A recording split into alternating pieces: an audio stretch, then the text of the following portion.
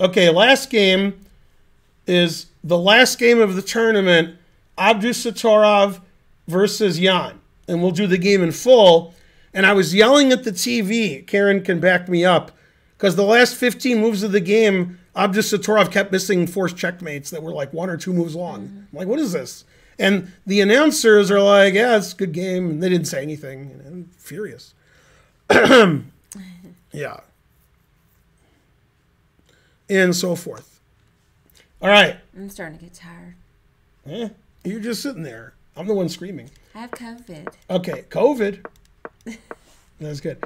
Now, as you all remember, this was Abdusattorov's game that he played earlier against Magnus.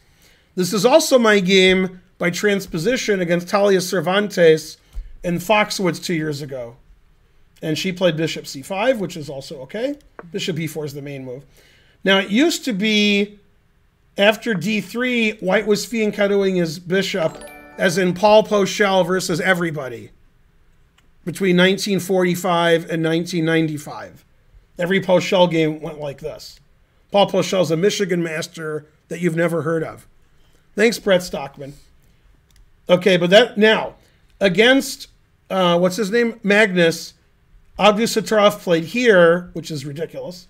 Then after takes, Fabi traded off, Magnus traded off his bishop. Actually, no, he played here, bishop here. He traded off his bishop so that he could get the d4 square for his knight, which is sort of what Jan did. Now, this is a 3-minute game, so, you know. Now, Abdusattorov didn't like bishop g4, I guess, so he put it in h. No bishop here, so my knight can control the d4 square, and your bishop is shallow and pedantic. Your bishop doesn't really have a lot of good squares. Okay, a5. Now, the point of a5 is to save the bishop. And in the Magnus game and in the Jan game, after a3, bishop c5 was played, saving the bishop. Okay, sort of like Saving Private Ryan, except, you know, not really. So after a5, bishop e2. In the game with Magnus, at some point it went a3, bishop c5, knight a4, and he got the bishop. And then, in a strange thing you guys didn't hear about, but I have my sources, Abdusattorov looked at Magnus and said, "Gotcha, bishop." I couldn't believe he did that, but that's why he won. Okay. So he played bishop e2, and he just put the bishop back on c5. Now, a lot of you are confused, because that's the way you just normally are. You're confused. And we're going to go back to here, and you're like, now, Grandmaster Feingold, if you can call yourself that, in both of the games where Abdusattorov played this line, both of his opponents played bishop b4, and then in the next 6 moves played bishop c5. Why didn't they just play bishop c5 right away? I've never been so angry. And there's a reason. The reason is, after bishop c5, white plays knight takes e5. And in the games that we're showing you, after bishop b4, d6, then we go back to c5, and the pawn on d6 defends. And this is a very sharp position. It's too sharp, if you ask me. Yeah. And there's a lot of games in this line. For example, there's a game Magnus played, Geary. And there's many other games. In this position, I blundered against Talia. I played queen g4. Frankly, terrible. And in this position, I played a3. And what did she always do, Karen? She always did it. Yeah, but always play bishop f8. Oh. Now, the engine move is bishop f8. Yeah. Okay. And she used to be my student, so... You know. Yeah, and then I took this, and then she made a really bad move here. I forgot what it was. But I won the game eventually. Here she played a terrible move. I don't know what she did. This position's already better for black. But, okay, I won a nice game, actually. I mean, after this terrible opening debacle. Okay, so bishop c5. Whoa, I did it again. I'm like Britney Spears over here. I remember that game. Okay. Forever. Yeah. So he played, so, okay. So h6, stopping bishop g5. Takes here. And then Leko and Gustafsson were suggesting this looks like an Italian, except the pawn should be here and the bishop should be here. True story. Can't argue with that.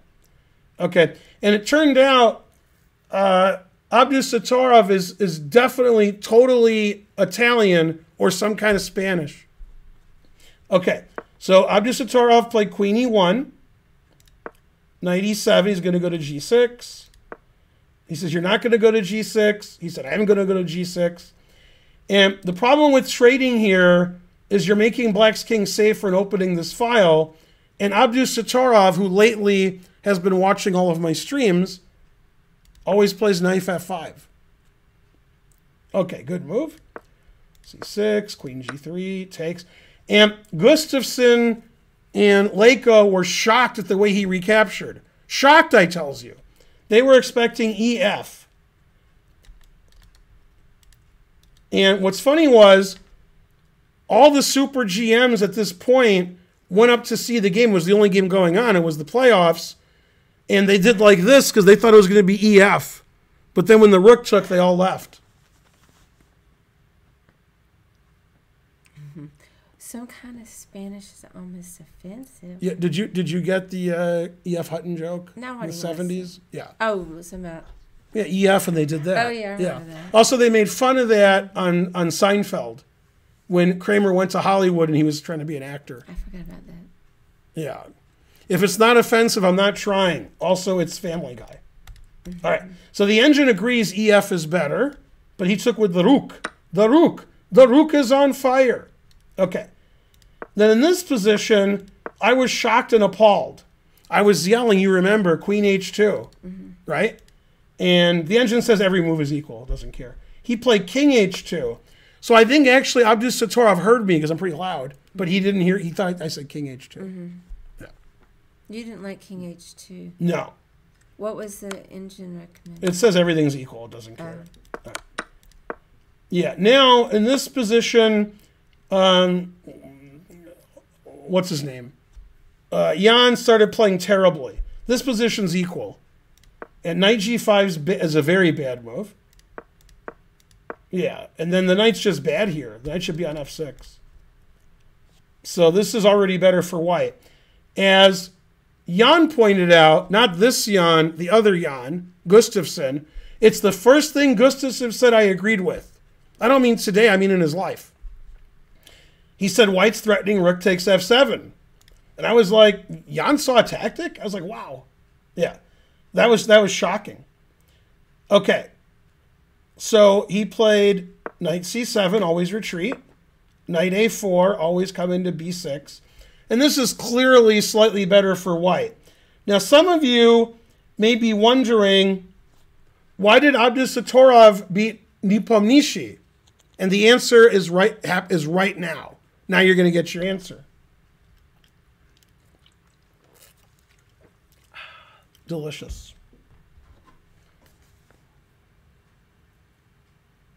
Yay. Tasker. Somebody donated? First Bunch of donation of the gift stream. subs. Thanks. 5 gifts up. Thank you, Tasker. That's correct. He played f6. Boo! And when he played f6, Leko and Gustafsson were beside each other. Oh, wait, they already were beside each other. They're like, what kind of move is that? That move weakens all the white squares, all of them, even the ones that aren't white, because I don't click very well. Okay, and then they went to get some dog food after that. I don't know what that means. Well, they thought it was the Purina sign. Oh. Yeah. Okay, so now white's much better. D4 is okay. And then he doubled up on the D file. And then Leko is like, I mean, white's going to win eventually, so black's got to do something, even if it's bad. So he said, B5, that's fine. That's probably a bad move, but you got to do something. Okay. Now here, he missed a really good opportunity to get a big advantage. He took, which is incorrect. Never trade. Watch what he should have done. Knight B6. And then if rook A6, for example, you take this, because you want to take this, forking the two knights. The knight E8's forced. Now you can't take this because you lose your rook. Bishop E6 check. You can't go here because this is check. And then C5. And black's losing here. Black has no legal moves. Black's up a piece, but he can't move anything. And this reminds you, of course, of the famous Alekhine king march in this pawn-to-pawn structure where he won easily. Okay. So he should have played knight b6, but this is a 3-minute game. So it's fine game. Take, rook c1.